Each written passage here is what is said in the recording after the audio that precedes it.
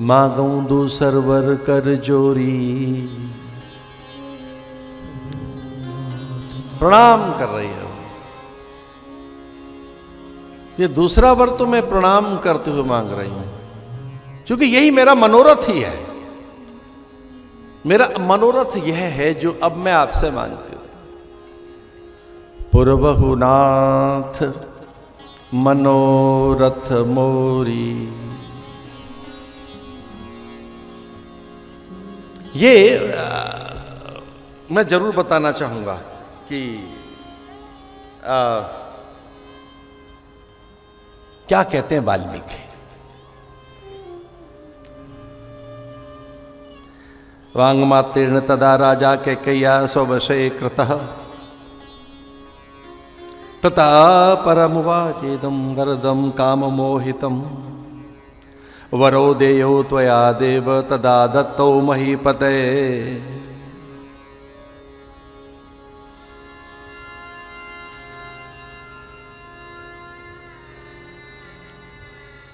हे राजन सावधान,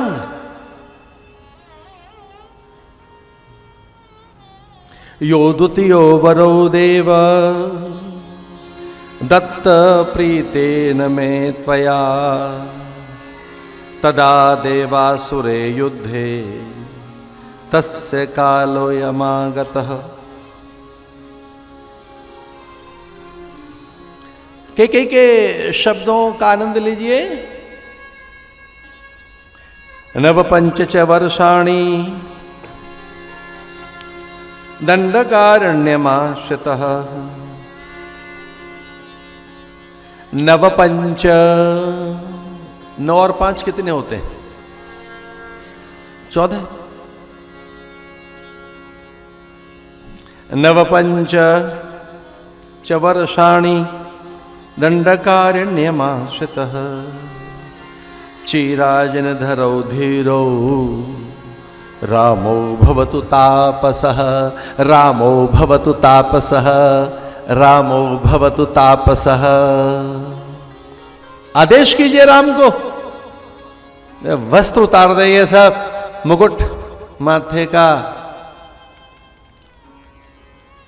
मणियों की ये मणि मुकुट और मोतियों की माला, अंगुलिया का राजदंड, स्वर्ण किरीट। आदेशित किए राम को। कनक भवन से निकले। चिराजन धरौ धीरौ रामो भवतु तापसः। मैं दूसरे वर में राम के लिए तापसी वेश मांगती हूं। मैं दूसरे वर में राम को तपस्वी देखना चाहती हूं। नवपंच वर्ष के लिए दंडकारण्य में जाए राम।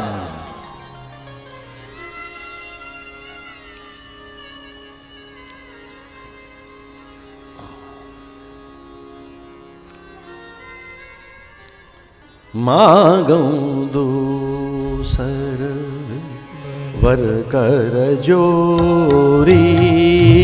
मांगूं दूसर वर कर जोरी। पुरवहुनाथ मनोरथ मोरी। पुरवहुनाथ मनोरथ मोरी।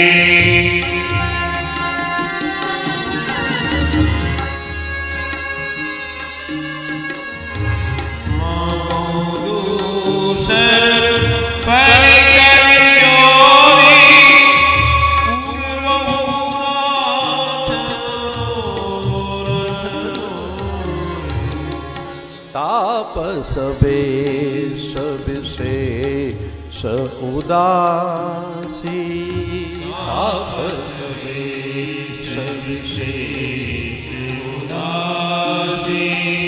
तापस वेश विशेष उदासी।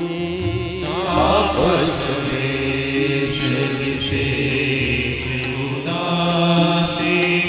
14 बरस राम वनवासी, 14 बरस राम वनवासी।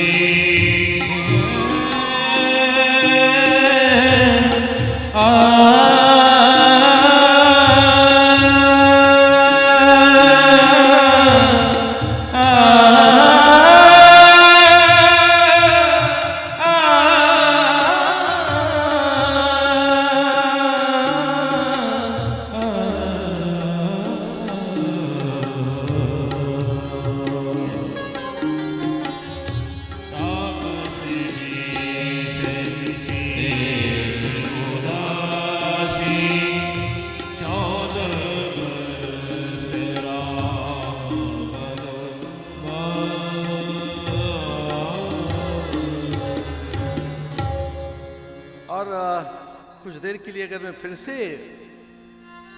ब्रह्मा और वाल्मीकि के मन की बात देखूं तो वो क्या कहते हैं।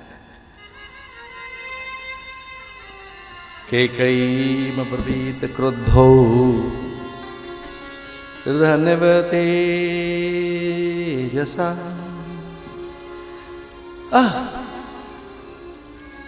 बहुत पछताए दशरथ ये कहकर, बहुत लज्जित हो गए ये कहकर। बहुत देर तक उन्हें इतना कष्ट हुआ, उनके मुंह से निकल तो गई ये बात। अब वो क्या कह गए? नृशंसे दुष्ट चारित्रे कुलस्यायस्य विनाशिनी। उनके मुंह से निकल तो गया, उन्हें लगा ये मैं क्या बोल गया। अपनी पत्नी को दुष्ट चरिता बोल गया। नृशंसे दुष्ट चारित्रे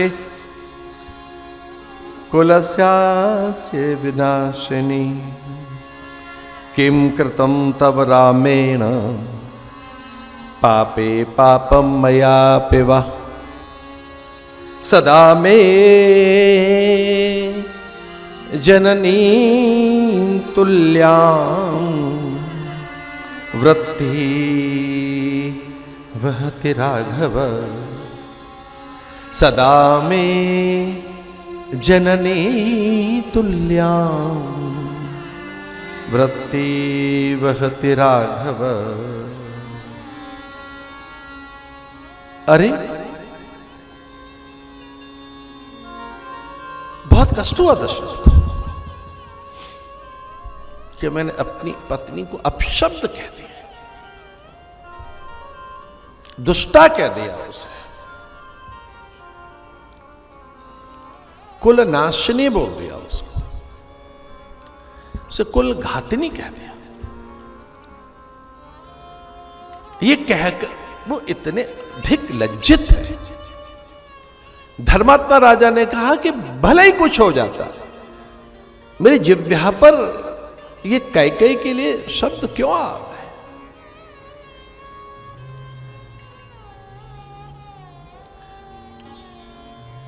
इस बात से अधिक विचलित हैं वो कि कैकेयी हर्षित है इन बातों को सुनकर। तो उन्हें लगा कि कैकेयी का यह मूल चरित्र नहीं है, ये कैकेयी की मूल प्रकृति नहीं है।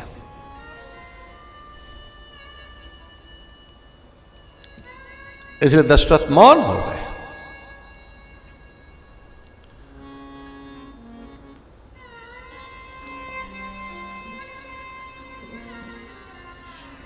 ऐसा कहते हैं 13 बार मूर्छा आई रात को दशरथ को। वो 13 बार मूर्छित हुए, अचेत हुए, सुध बुध खो बैठे, प्राण और तन की असंगति हो गई। प्राण और मन की असंगति 13 बार हुई। एक बार में तो उन्हें लगा कि समूचे अवध को दस्युओं ने घेर लिया। दूसरी बार अनुभूति हुई कि देखो मेरी कैसे पाप कर्म जगे कि मैंने जैसे दूत क्रीड़ा में अयोध्या को हार बैठा, मैंने जुआ खेल लिया। तीसरी बार उन्हें लगा कि मैं कितना अविवेकी हूं कि क्या मैंने कोई अशुद्ध आहार ले लिया, क्या मैंने ऐसा अन्न लिया है जिससे मुझ में पाप जगा और मैं विवेक और संयम खो बैठा। एक बार उनके मन में ऐसा आया, क्या कोई अभिचार कर्म हो गया अयोध्या के ऊपर। चूंकि ऐसा हुआ था एक बार,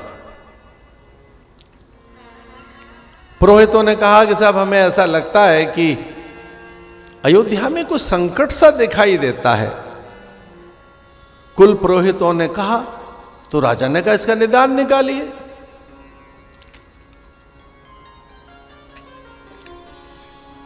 गुरुदेव वशिष्ठ से पूछा गया कि पुरोहित कह रहे हैं कि कोई अयोध्या पे संकट आएगा।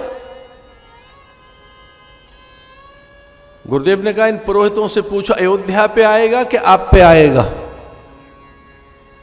अब पुरोहित भी कई बार, अब उनको मिल जाए समय तो ज्यादा बता देते हैं कई बार। पुरोहितों ने कहा जी अयोध्या पे तो आएगा नहीं, पर आएगा दशरथ पे, राजा पे आएगा तो प्रजा पे ही आया हुआ समझो। अगर राजा पे संकट आ रहा है तो वो संकट अयोध्या पे ही तो हुआ।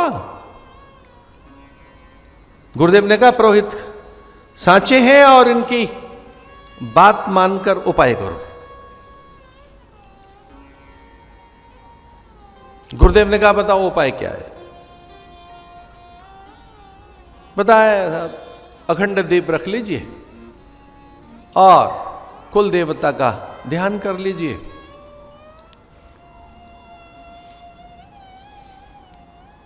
अब गुरुदेव से पता नहीं क्यों उनके मुंह से निकल गई ये बात कि इस अखंड दीप की रक्षा सीता करें तो ठीक रहेगी, क्योंकि सीता के सानिध्य में दीप रहेगा तो कोई अपकर्म दुष्कर्म हो ही नहीं सकता। सर्वश्रेष्ठ करीम सीता, सीता है क्या? उद्भव स्थिति संहार कारणीम क्लेशहारणीम। सर्वश्रेष्ठ करीम सीता न तो हम राम वल्लभाम। संयोग से आपको बड़ा आनंद होगा सुनकर, आज सीता अष्टमी है। आज के दिन सीता जी प्रकट हुई।